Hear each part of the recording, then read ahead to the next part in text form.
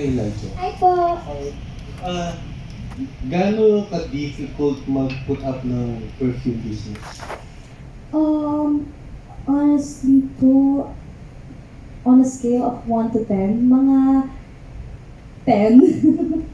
Mga 10 po talaga. Kasi ang naging challenge po talaga is syempre po iba't ibang, yun nga po, iba't ibang tao, iba't ibang pang-amoy, iba't ibang preference po. At the same time, what do you call this, ang platforms po namin is online. So, hindi po nila maaamoy, hindi po nila matetest muna before buying. So, doon din po talaga ako nahirapan. And sa pagpili po ng men's scents. Kasi syempre po, as a woman, hindi naman po ako, kumbaga, iba po yung gusto kong amoy ng mga lalaki kaysa po yung gusto kong amoy ng mga babae sa lalaki. So, isa rin po yun sa mga naging struggles.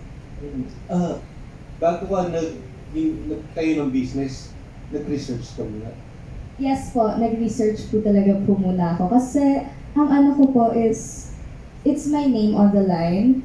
It's my money on the line. So, ayoko rin naman po, kumbaga, magbigay po ng product na hindi po quality.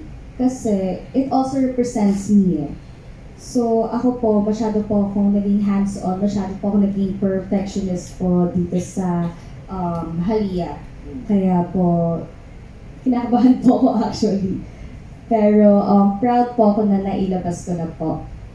Doon sa tatlong scents, anong personal favorite?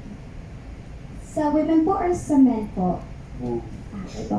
Sa women po, personal favorite ko po is si Laura po kasi it makes a statement pero hindi naman din po siya yung ganun ka-strong. So it's perfect for someone na may allergic rhinitis. And for men, ang favorite ko po is Ibarra. Opo. Tapos kanina nabanggit mo gusto mo rin yung funeraria. Bakit?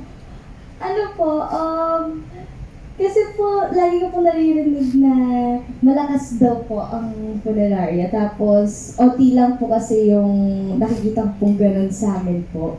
Kaya ako po siya talaga naisip. Saan ba yung sa inyo? Quezon City po. Hindi ka takot sa takot. Hindi naman po. Mas takot po ako sa mga ghosters, ganyan. Just kidding po. Pero may plano ko pa rin na mag-put up ng funeral parlor business. Opo, meron po.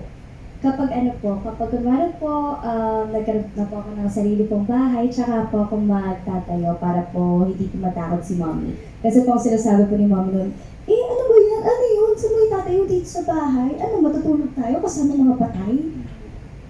Okay, thank you. Right. Thank you for those questions, sir.